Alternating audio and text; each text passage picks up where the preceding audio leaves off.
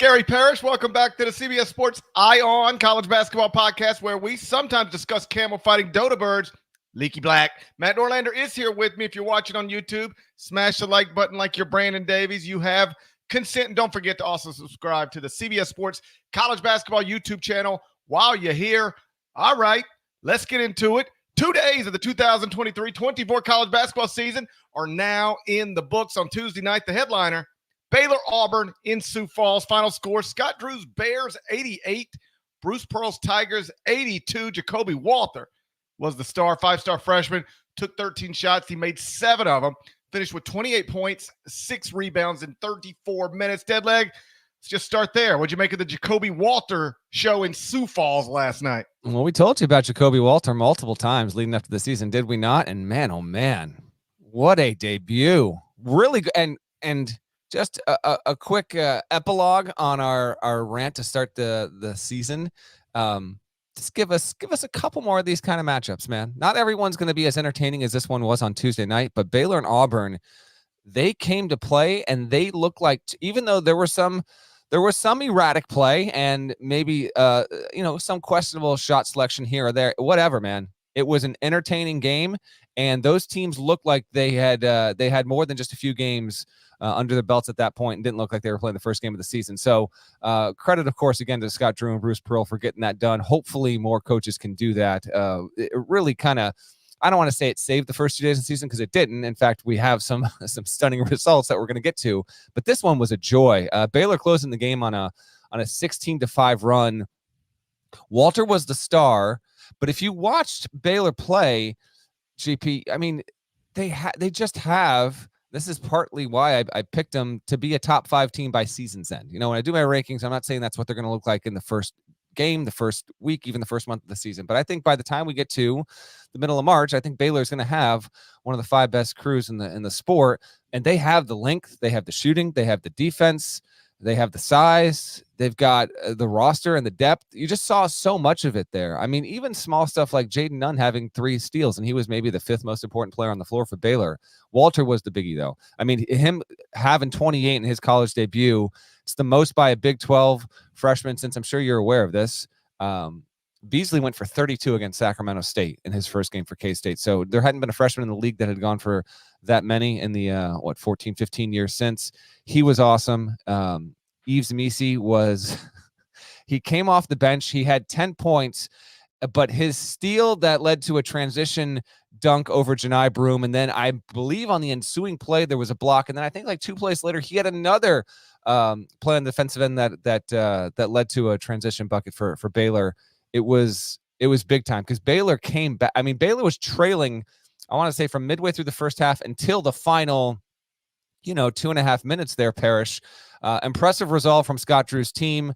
We can get to Auburn in just a second, but Walter already, I mean, just mark it down, knock on wood, hopefully no injury, lock lottery pick, and it can and probably will work his way into definitive status in the top 10 for the 2024 draft. There is so much to love about his game.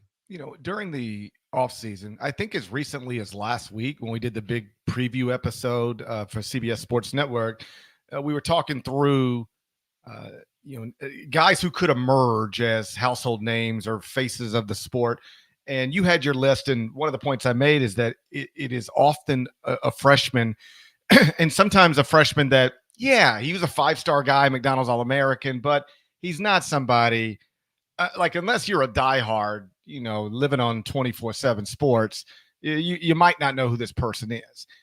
2 years ago, it was Jabari Smith at Auburn.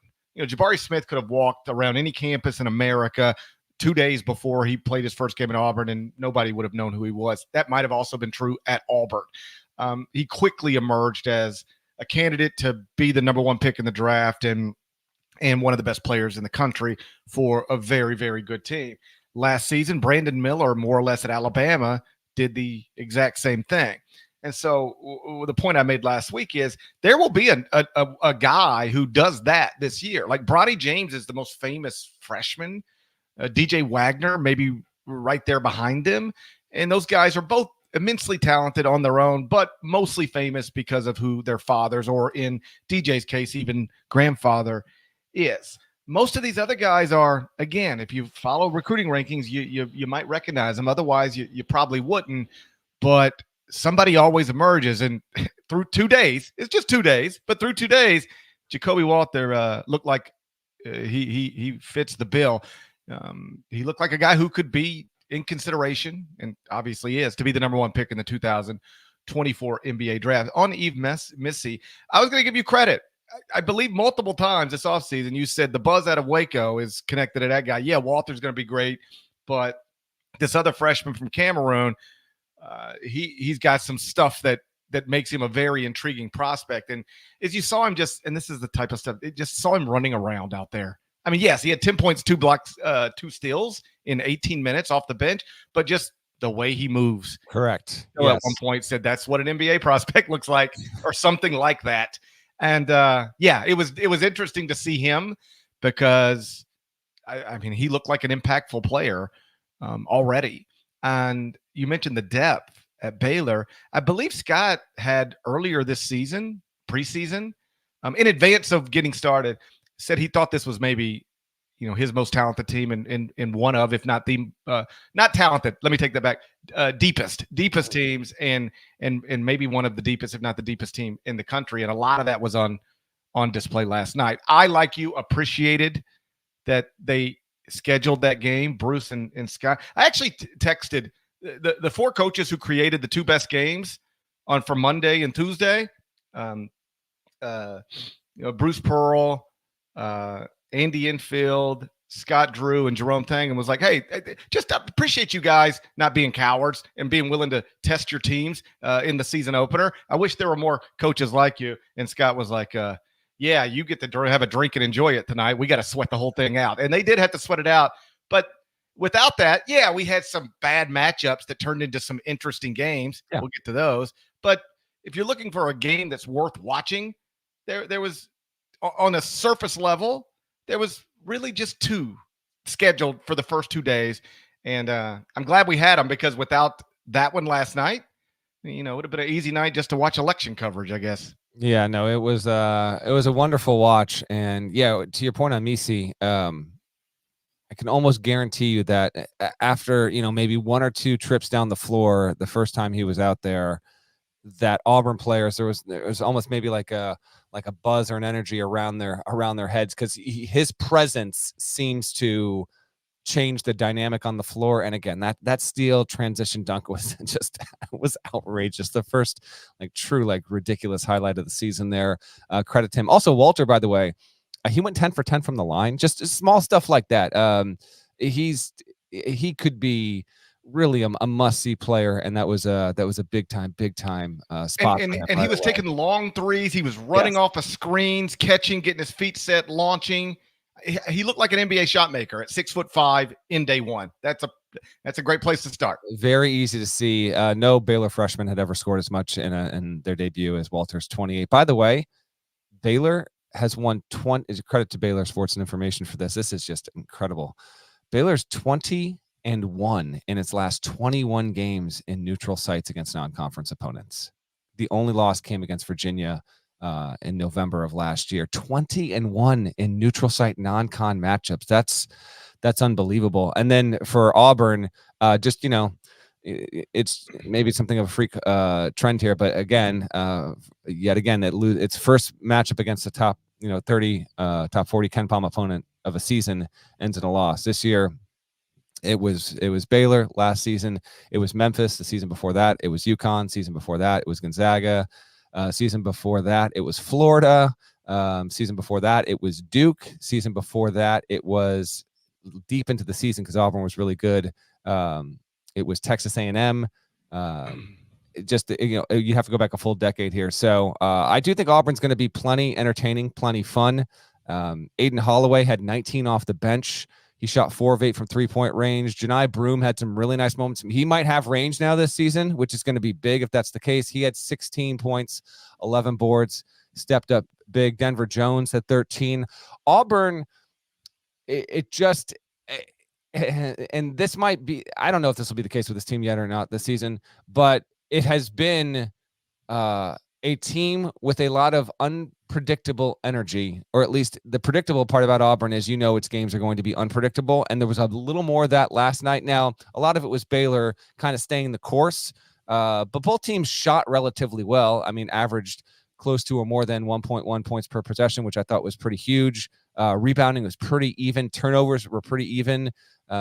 Baylor just got to the free throw line a lot more than Auburn, but Aiden Holloway, a lot of fun.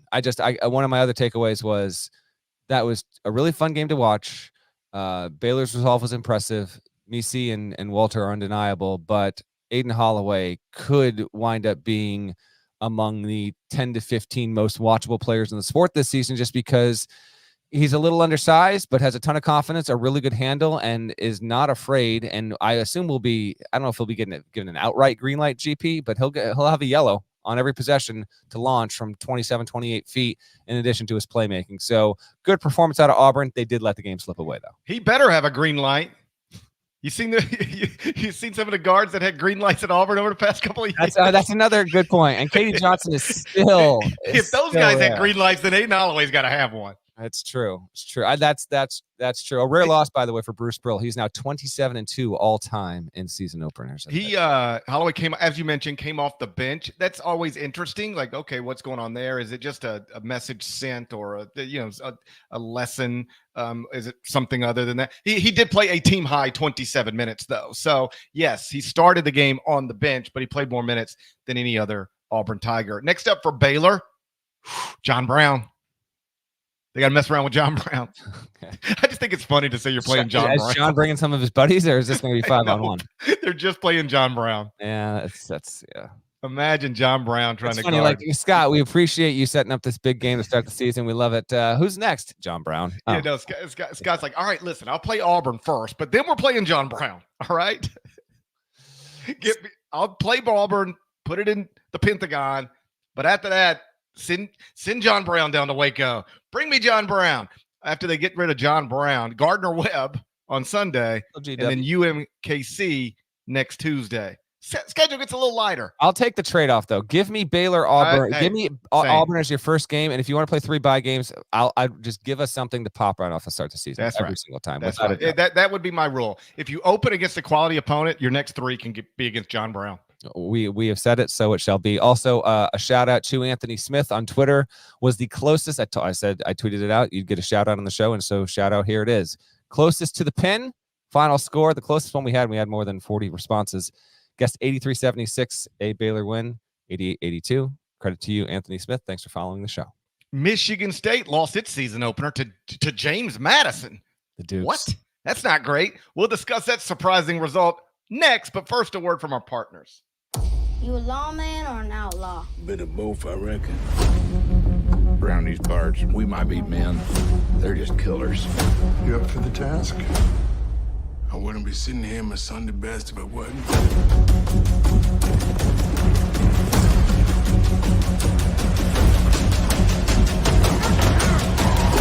I'm warning you, your wicked days are done.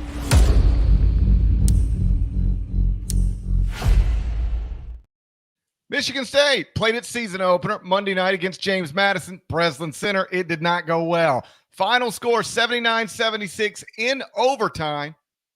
James Madison over Michigan State. That's not supposed to happen when you are one of the sport's biggest brands, led by an all-time great coach, and at tip-off, a 16.5-point favorite. Deadleg, I sat on an aircraft carrier once and watched Michigan State lose a game in front of the 44th president of the United States, Barack Obama. Never thought I'd also watch Michigan State lose a game to the 4th president of the United States. How are you stealing my trivia time material? Right, I was going to trivia time you on James Madison, where Jimmy landed in the chronological order, but you're all over it. All right, trivia time. Okay, what? Man, you can't, buddy. I wish I could show you my screen time. You know how much time I spent on James Madison's wiki page last night? Can we dive a little bit deeper occasionally than just the Wikipedia page, by the way? No. Everything I know, straight from Wikipedia. Okay. If it's not on Wikipedia, I have no idea. Anytime you hear me say something, you think, oh, that's interesting. How do you know that? I just was playing around on Wikipedia. Who was James Madison's vice president?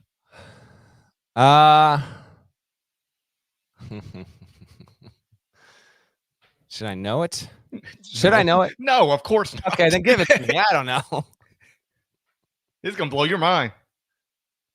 James Madison's vice president Yeah. was George Clinton. Okay. Funkadelic. Brought the funk? Yes, to the White House. Circa what? 1804? I couldn't believe it either. Wow. Gotta have I couldn't fun. believe it either. Young ones out there, if you're not familiar with Funkadelic, please go find it. Maggot Brain. Get it on the list to listen to. Big time. George time. Clinton, also first governor of New York. There you go. That's all I know. How about that? That's everything. That's all. Did anything that happened to Michigan State, anything you saw Monday night, change your big picture idea of what Michigan State will be? Well, let's first address the thing that's been shared plenty, but if you missed it, the fact that this game was even played, the reason for it, Matt Buckland happens to be Tom Izzo's nephew. He's on the staff at James Madison. That's why this game gets apparently scheduled. And you know what? Credit to Izzo for doing it. But I won't even take phone calls from my nephews. Okay. Well, Tom Izzo's a better man than you, I guess. I think we've known that. Okay. I think that's been established. I had JMU, and honestly, when I was building, I had them. They were the last team in my top 101, and I think at one point I got them as high as 99, but eventually I settled on 101. I was clearly too low. They were expected to be the best team in the Sun Belt. They were quality mid-major last season, and now here's a real kaboom on JMU with getting that kind of win. In fact, good old Bart Torvik, he pointed out, and I'll get to Michigan State. But he pointed out that James Madison has this game on Thursday at Kent State, which, by the way, is part of the MAC Sun Belt Challenge. Are you familiar with the battle for the belt? Get me that shirt. Shirt? Have you seen the belt? I figured you want. Do we have a photo of this thing? They're getting a straight up wrestling belt for this thing. Get me that belt. I know you want that. We have belt. Billiken belts. That's true, but they're traditional belts. This is a if you're watching on YouTube, this is an actual YouTube wrestling belt. Yeah. But Torvik pointed out if they can win, if JMU can beat Kent State on the road, which is not going to be easy, but JMU could go on a roll here, and maybe James Madison will be the last undefeated team in the country. Now it's got to get past Rob Senderoff's Golden Flashes here, but after that, it's projected to win every game until January 6th on KenPom. Now, projecting to win every game versus likelihood to win every game in totality, in aggregate, two very, very different things. But shut up, nerd. I know, statistics, probabilities. What do you want me to do? But just keep an eye out for that. James Madison, by the way, it's the first time they have won a game over a top 15 team, a top 10 team, a top 5 team in school history. The only other time they ever beat a ranked opponent came in 92 in the Meadowlands in New Jersey when they beat 19th ranked Cal, who had Jason Kidd as a freshman. They were 1-42 prior to Monday's win against ranked opponents. So credit to Mark Byington, credit to Terrence Edwards, who had 26, TJ Pickerstaff had 21. That was really, really good stuff. And a noisy result. We told you the flip side. Big time result, right? Huge, yes. Like huge headline Monday night. This top 5 team losing at home to James Madison. Is it the best assessment of what happened in those 45 minutes? Like you noted, James Madison ain't bad. All right, that's a quality basketball team. And Michigan State went 1 of 20 from 3. I know they shot 5% from 3. Correct. Like if you're a Michigan State fan and you're disappointed, and why wouldn't you be? The silver lining is probably, hey, James Madison doesn't resonate like some power conference school might, but James Madison is better than some power conference schools. And we missed 19 of the 20 3-pointers that we took. Last season, Michigan State, different team, got it, but they shot 39.3% from 3. If they just shoot that average, they make, I'm rounding up slightly, they make 7 more threes in the game. That's 21 points. I know basketball doesn't exactly work that way, But you can reasonably suggest that if Michigan State merely shot last season's average, or you ready for this? Even 5% better from three. Like if they shot 10% from three, that might be enough to win the game. The problem is they shot 5% from three, so they lost. Hopefully, for their sake, that's the worst shooting performance they have all season. Tom said afterward he doesn't ever remember his team shooting the ball so poorly. I don't know whether that's true or false. I mean, I guess it's true that he doesn't remember it. I don't know if it's factually a fact. But, boy, that's not the way you want to start a season. Take 23s, miss 19 of them. Izzo also said this after the game.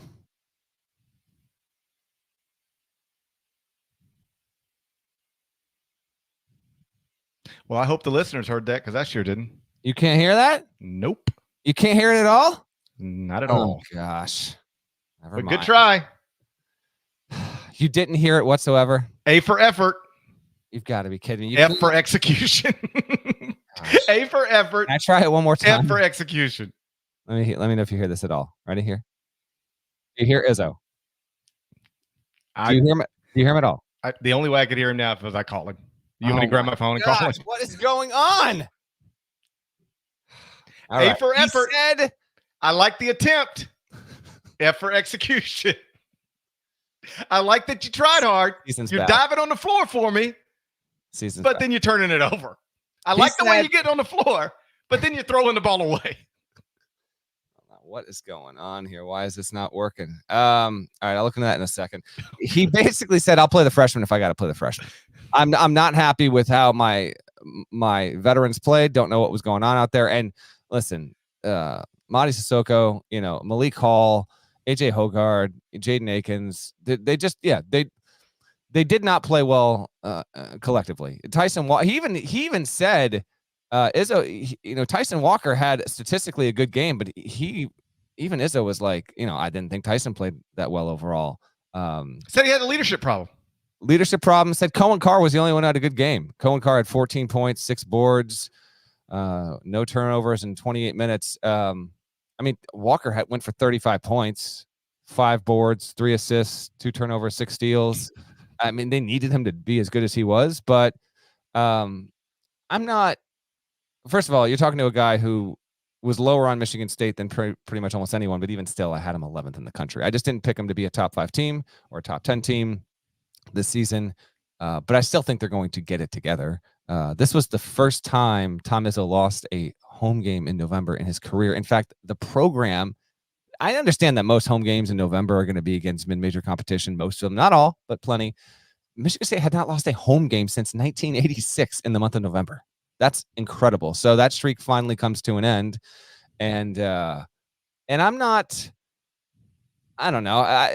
I guess your question was, how much did my perception of Michigan State change by Monday night versus where it was, Monday around 6:00 or whatever. And maybe a little bit, but just one game. Let's see what they do here when they got to turn around and play Southern Indiana. I don't have the schedule in front of me. And then they obviously have the Champions Classic. We'll get to that next week. That'll be the next big, a bigger referendums on Michigan State in the short term will come after that big matchup. Yeah, Michigan State, you've got it right. Thursday against Southern Indiana. That's back at the Breslin Center. Tuesday, Champions Classic. They've got Duke.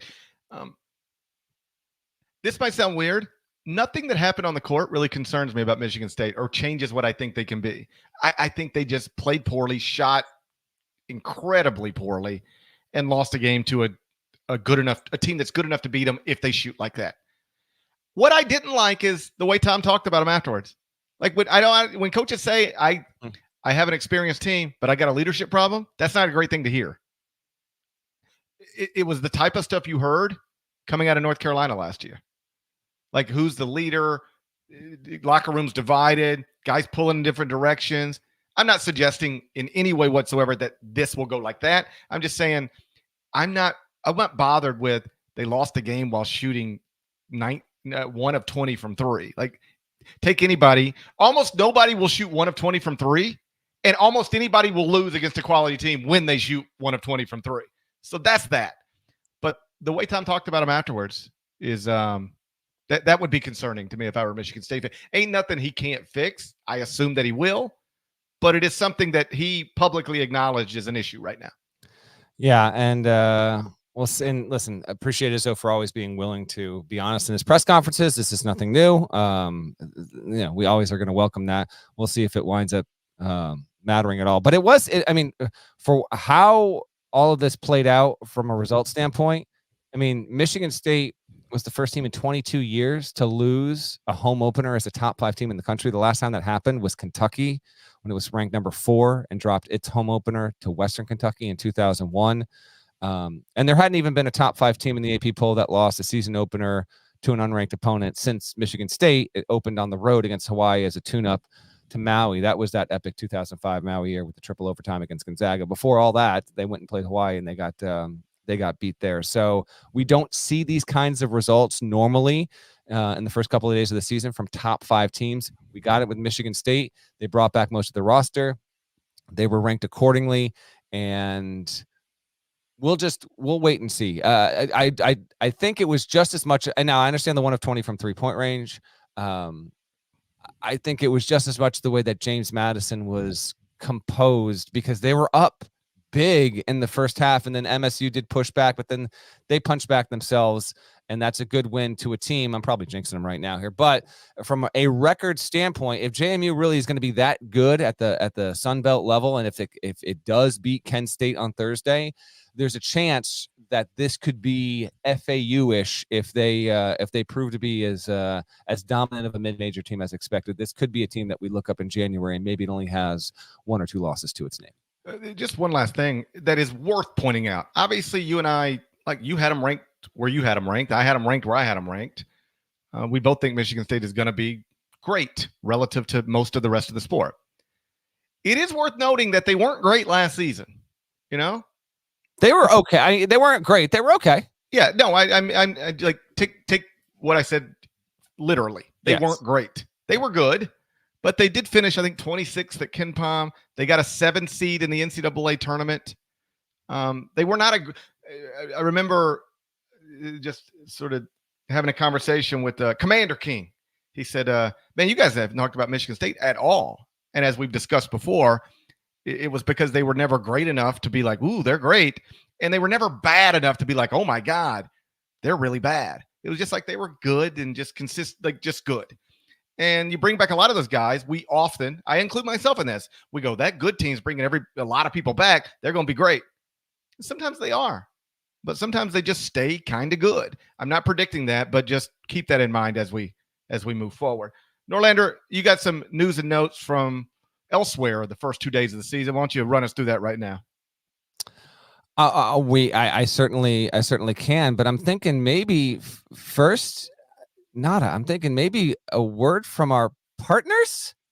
We need the sports news anywhere. We've got breaking news to bring you. Then get your sports anytime you want them. Big trade news overnight to discuss. Because we know you need sports all the time. A lot of movement in the rankings this week. A legend adds to their legacy. We're bringing you that breaking news right here on HQ. CBS Sports HQ, anywhere, anytime, all the time.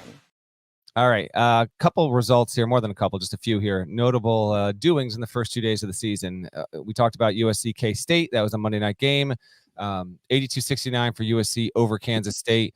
The trio of Isaiah Collier, Boogie Ellis, and Kobe Johnson were tremendous. Boogie Ellis had 24 points, 8 boards, 5 assists. Collier had 18 points, 6 assists. He did foul out. And then Kobe Johnson, 16 points, 8 rebounds, 4 steals. He really might be the secret ingredient there for USC to be a potentially top 10 team, which I think it will grow into. So a nice win for USC. LeBron James was asked, I guess the Lakers played Monday night as well. He was asked about Bronny, who obviously didn't play. He said Bronny's going to have a heart checkup at the end of the month. And then if that all goes well, I think the plan, according to Bron, will be get him on the pathway to start practicing soon thereafter, and then hopefully make his debut later this season, which has always been the plan. But now we know he's got a relatively important doctor's checkup in just a few weeks there, so keep an eye on that. Other losses from the first 2 nights. Rutgers goes and loses to Princeton. Princeton wins 68-61. So Princeton beat 2-seed Arizona. Yeah. Beat 7-seed Missouri in the tournament, made the Sweet 16 to be only the 4th 15 ever to get to the 16, and then opens its season with a 7-point win over a Rutgers program that had not scheduled Princeton in a decade, Fun fact, Princeton is 2-1 in its last 3 games against Rutgers. Shouts to Matt Aloko, who was terrific, had 21 points. It was a bit of an ugly game, but I was dialed in, and it was they played it in Trenton, so it was a quote-unquote neutral site game. Love to see that. Is it true? Do I have this right? You reported yesterday that Brett Yormark is now considering adding Princeton to the Big 12. I did. That is not my report. I thought that was yours. Erroneous. That is erroneous. But these again. Thank you, Steve Peichel, for this game. I was interested in this game because Rutgers rarely schedules Princeton. Princeton's coming off a tournament run, and Rutgers is expected to be in the NCAA tournament conversation. Princeton not even picked to win the Ivy League after doing what it did last year. That's Yale in overwhelming fashion. That said, these exact results are why high major coaches straight up do not want to schedule, I'm being specific here, in-state mid-major competition. Losing to Princeton, how's this helping Rutgers? It's not whatsoever. If it had won the game, I actually think from a resume standpoint, it could have stood up well. It didn't, so it goes. Steve Peichel, don't let this scare you off from scheduling Princeton again, but I feel like as long as he's the coach at Rutgers, we're never going to see this match. Oh, no. Rutgers, go ahead and book it. Season opener next season, John Brown. There you go. Yeah. Bring John Brown to Piscataway. It's already on the top. Bring me John Brown to Piscataway. Oh, boy. Another upset. Man, I had my Flight of the Conchords ready and everything. Vandy, who'd they lose to? I'm going to play it. Let me know if you hear this. Who did Vandy lose to on Tuesday night? A for effort. You didn't hear it? I mean, it's I appreciate the effort. I like that you're trying stuff. Gosh, I got Flight of the Conchords all loaded up. Presbyterian. I like that you're trying stuff. Caribbean. But the execution, you got to get a little. The execution ain't there yet. Someone in the chat saying I'm 1 for 20 on getting recordings to play. You're like the Michigan State of audio. Oh, man. We might have a leadership problem ourselves. It's possible we got our own leadership problem here. Republic of Dominican.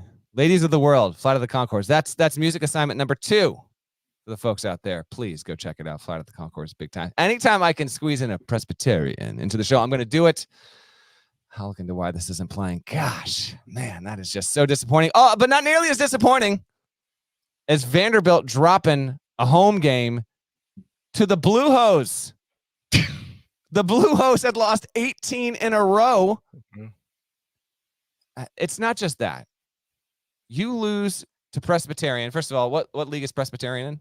Can you get the league in 3 guesses? Yeah. Okay, give it to me. Metro Conference. Yeah, okay. Yeah. Doesn't exist anymore. Okay. Great Midwest Conference. No. Pac-12. One more. ACC. That's a no. All right. Big South, and pick last in the Big South. Not by me. Not by me. I didn't pick them last in the Big South. I think for this episode, what trivia time? Okay, let's go. What town? First of all, what state is Presbyterian in? Oh, come on. We counting Puerto Rico as a state? No. Okay. It's not there. Should be. Presbyterian? Yeah. I mean, that's in Virginia. How about one more guess? West Virginia. Oh gosh, you're going west. You need to go south. It's in South Carolina. Not only that, I know it's not far from Chester, I think. Exactly. So I feel like for this show and this show only, let's get a little Clinton, South Carolina shout out at the end of the show. Okay, right next to Chester. Actually, let me let's go over. Let's do blind guess right now. I swear I didn't look this up. This is this is podcast production magic in real time here. What is your guess on how long it takes to drive from Chester to Clinton?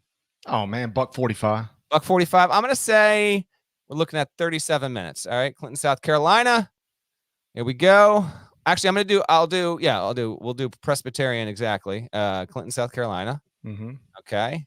And George Clinton, exactly, Vice President Clinton, for James Madison. Clinton all over this right now. Yeah. Come on now. Chester, South Carolina.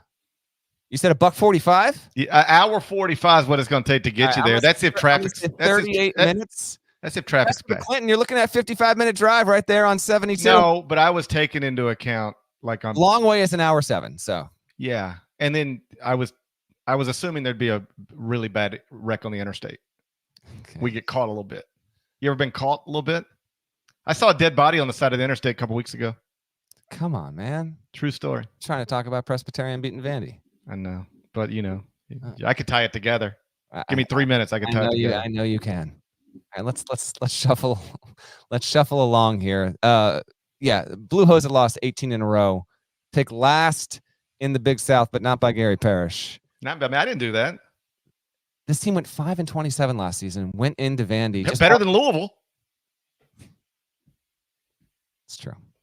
Nevertheless, it walked into Memorial Gym. Okay, it just walked right in. That's what it did. Too many people do that these days. There was no Tyron Lawrence for Vandy. He's the best player, but still, and no Lee Dort, who's a good big. But you cannot lose this game. So credit to Presbyterian. Shame on you, Vandy. Vandy's had a habit of dropping some games against mid-major competition in their home gym under Jerry Stackhouse. This is like the 5th or 6th time they've lost to a mid-major at home since Stack took over. Not a good sign. Also, other upsets. Oklahoma State lost at home to Abilene Christian. It was an ugly game. Not a good result for Mike Boynton's team. Abilene Christian, you may recall, beat Texas as a 14 seed in the 2021 NCAA tournament. That loss prompted Shaka Smart to go and be the head coach at Marquette. I don't know why the NCAA couldn't have banned Oklahoma State from playing them. Yeah, that's true. They should have stepped in. They should have intervened. You know what? Mike Boynton would have welcomed an intervention, I think. Buddy. He would have welcomed that. But that's a tough one. DePaul, come on. Listen, I think I speak on behalf of everyone associated with this podcast. We just want good things for DePaul. You can't be losing your season opener at home to Purdue Fort Wayne. Ray Meyer wouldn't do that. I don't think Ray Meyer ever lost to Purdue Fort Wayne. I think he was undefeated against the Mastodons, whether or not he encountered them, period. Joey Meyer wouldn't have done that. Shouts to Mark Aguirre. Tough loss for DePaul there. Hate to see it. And then VCU, in its first game under new coach Ryan Odom, McNeese State goes up there without former VCU coach Will Wade, who is serving. It's hard to keep track. Suspension. It is hard to keep track. VCU drops a game to McNeese State 76-65. Now, McNeese State, the overwhelming pick to win the Southland, like probably going to win that game, but that league by like 4 games or so. Nevertheless, goes into VCU, goes into that gym, upends them by 11. It's a notable result there. So those are some upsets of note. There was a near upset of note. Louisville pulled it out. Buddy. 94-93 over UMBC. They're on the board. They are 25% of the way to where they landed last year. I think they can get there. I know they're going to get there. Buddy, I'm not certain. They're going to get there. They won. First of all, I think the entire college hoops Twitter world was ready to say, how are you going to go and win 4 games in a season, and then you make the conscious decision to open your first game the following campaign against a team that is so connected to one of the biggest upsets? Not that this would have been a huge upset, but you know what I'm saying? Like, you're going to play UMBC? Like, you don't schedule Fairleigh Dickinson, by the way, went on the road, beat Buffalo. Shouts to FDU. You don't schedule UMBC, Fairleigh Dickinson. You don't want to set yourself up for the memes. Louisville narrowly. I got 2 words for you, Kenny Payne. John Brown. John Brown. Get John Brown to the Yum Center.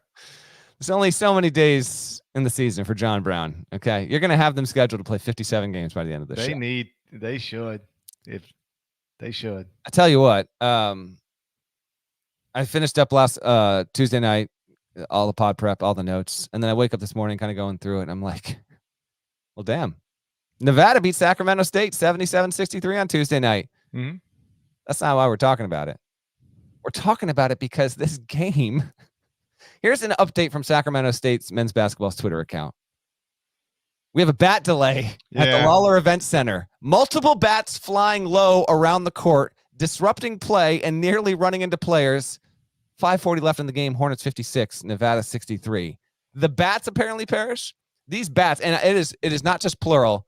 It's a colony. Actually, what do we call a group of bats? Do you know? I'm gonna look it up right now. I feel like it's a really badass name. I've heard it before. A group of bats. A gang. No, it's a gang of bats. A flock of bats. No, it's not it's a stable of bats. It's a colony of bats, I believe. Google's telling me Or It's a team of bats. Cauldron of bats. A cauldron? That's pretty good. That's pretty good. That's We pretty had good. a basketball game delayed by a cauldron of bats. Cauldron of bats. I know. Between those bats and this COVID, we ain't gonna get through this season. Sports incredible. A cauldron of bats interrupted a game on Tuesday night. There was a video that was out there. I apologize, I don't know who posted it, but you had Noodles, Nevada assistant, former head coach. He's got one of those towels. He's like swiping at it. You had someone that looked like they had the same kind of net to catch fish in. They're trying to swoop in and catch the bats. First of all, you got a cauldron of bats living in your ceiling. That's tough. What are we doing? Hey, oh, by the way, had a squirrel in my attic recently. Called them out. I said, hey, I think I got a squirrel in my attic. They came out and looked. What do you think the quote was? Ooh, just get the squirrel out, remove the squirrel, and then patch up any construction issues that have led to it. So it's damage to the home here to get it out. No, we just got to close a little gap that was a construction. When they built the home. Add that in. I feel like a reasonable price is like $350. But the way that you're leading me here, I'm going to say that it was north of $500. $8,000. You're out of your mind. I told this guy I think I could get a dead body removed from my house for less than $8,000. You adopt the squirrel at that point. $8,000. I told this dude, I feel like I could murder people and get actual human bodies removed from my home for less than $8,000. That's dark. I know people who would do it for less than $8,000. Reminder, this is a self-proclaimed extortion expert on the show. Now just openly sharing his plans. All right, a good time. Buddy, I will shower with a squirrel before I pay $8,000 to get it out of my house. You'll cuddle with a squirrel for half that. No doubt about it. No doubt about it. Is it gone? Yes, it is gone. Okay. And you didn't have to pay a cent? I just had to get some buddies. Okay.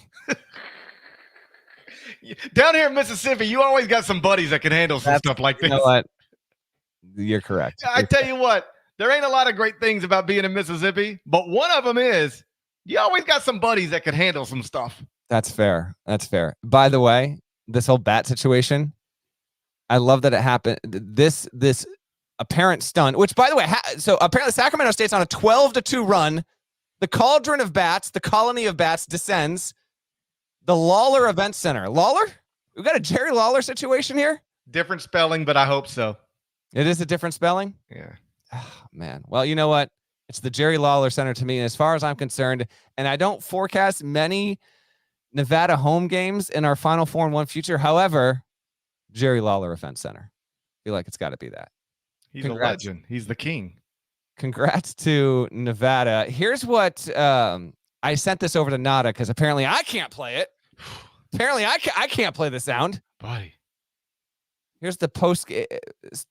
Steve Alford was actually asked about something else before he pivoted to mentioning the bats. Nada, go ahead and play this press conference video. If you could, on Coach Knight, I just wanted to know how you kind of dealt with that tonight, and were there any moments during the game where he kind of popped into your mind, or you kind of felt him or were thinking about him as you were out there on the court? Yeah, I wondered what his thoughts would have been with the bats. Yeah, because there's a lot of things that came to mind. There was a time I thought about throwing a chair. It's actually pretty good. It's frustrating when things don't go the way they're supposed to go. We should know. We should know. The person or people behind the No Context College Basketball Twitter account DM'd me overnight. This is a request. I know you're not prepared. Read this verbatim. We got need a GP at bat impression on tomorrow's show. I haven't even practiced. Can you give us a Christian Bale on Batman? I can't see. You remember when Adele had that Vegas residency the first time? Not comparable.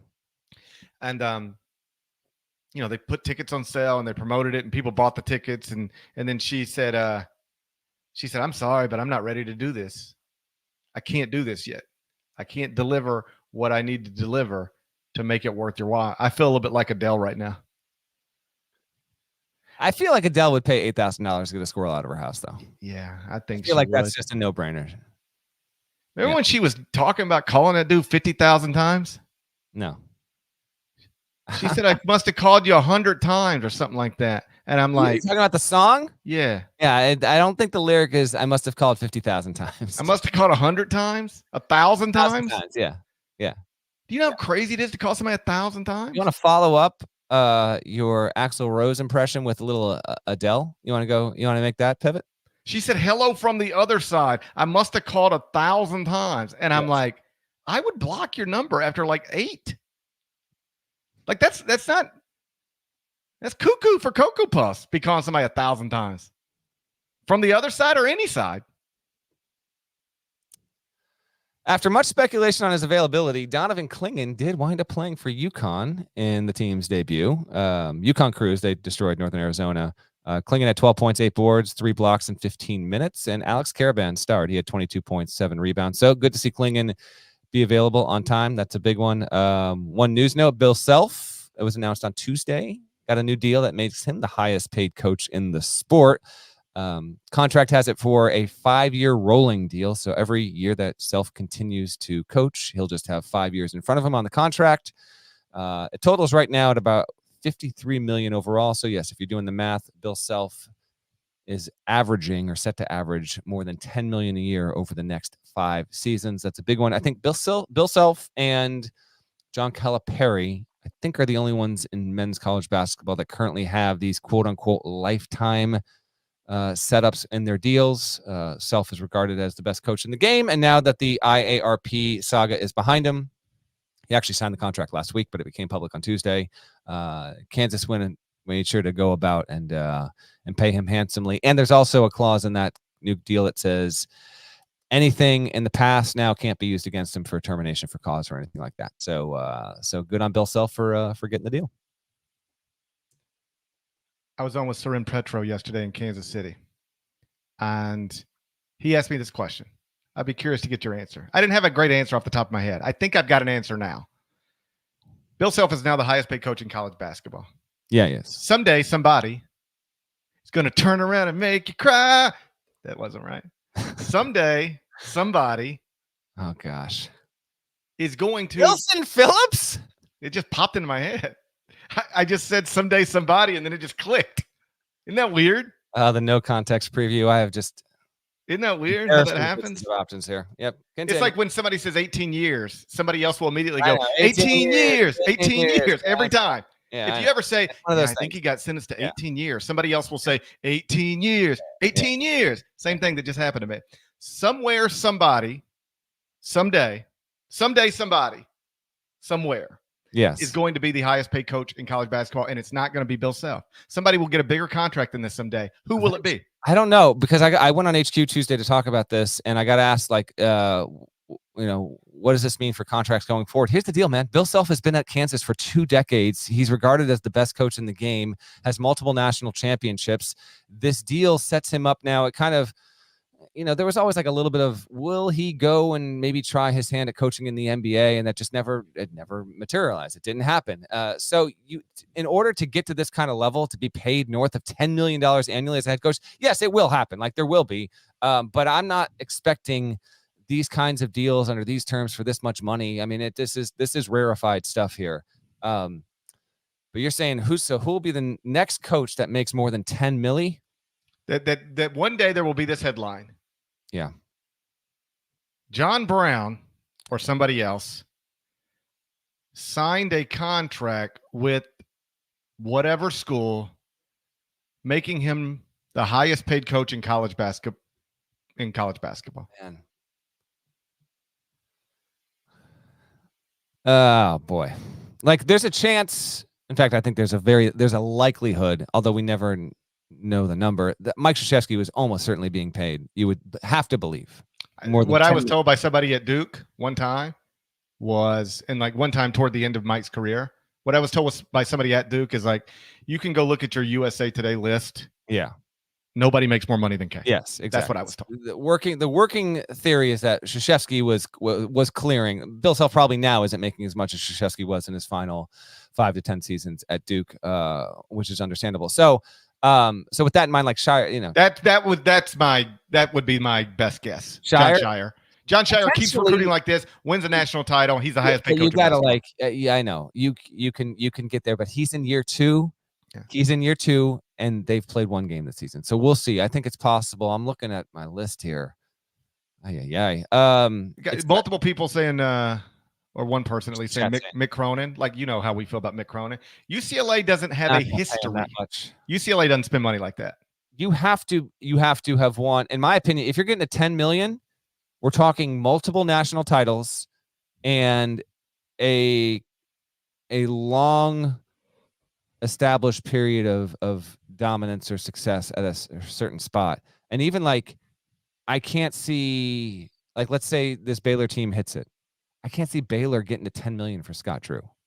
It's a good question, GP. Like, eventually the money's going to get there. Eventually, the way Scott Drew becomes the highest paid coach in college basketball is like he wins another title or goes to another Final Four, and one of the big jobs opens. Yes, but even and then, they come after him hard, and then he stays at Baylor for the big contract. I guess, and even then, it's this.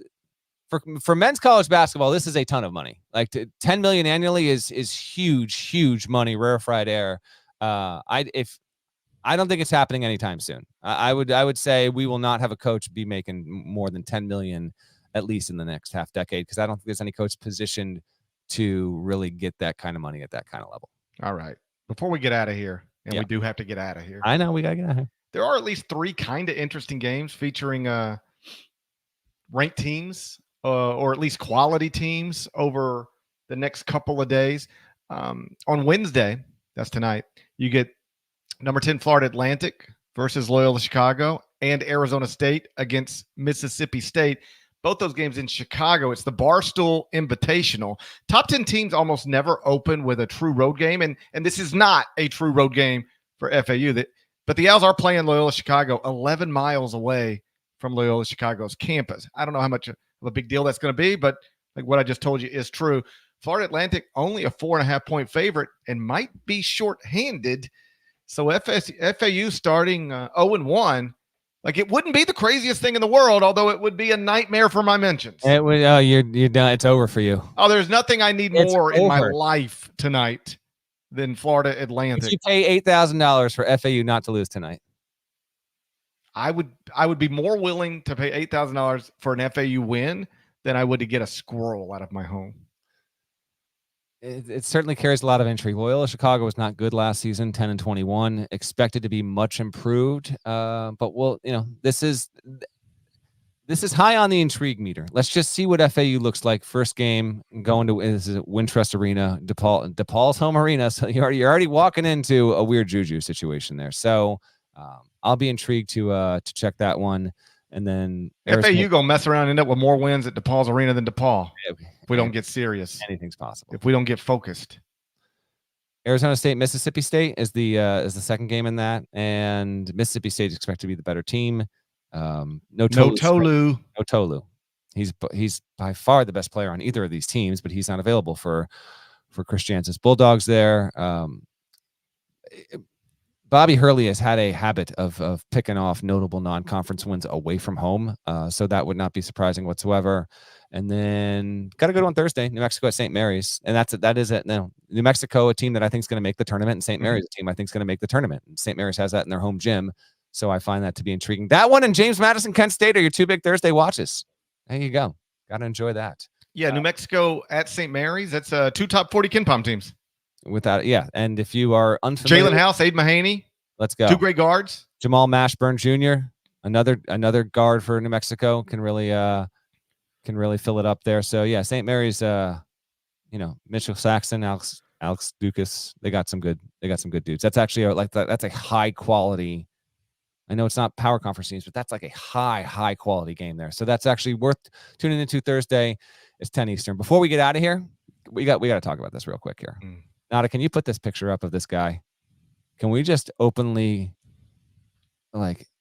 wonder and conspire about what the heck's going on here? So if you are not watching on YouTube, and you should be, please subscribe to the channel.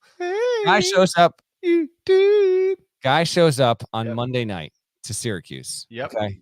Syracuse opened a season against New Hampshire at 183-72. Adrian Autry, congrats on your first career win.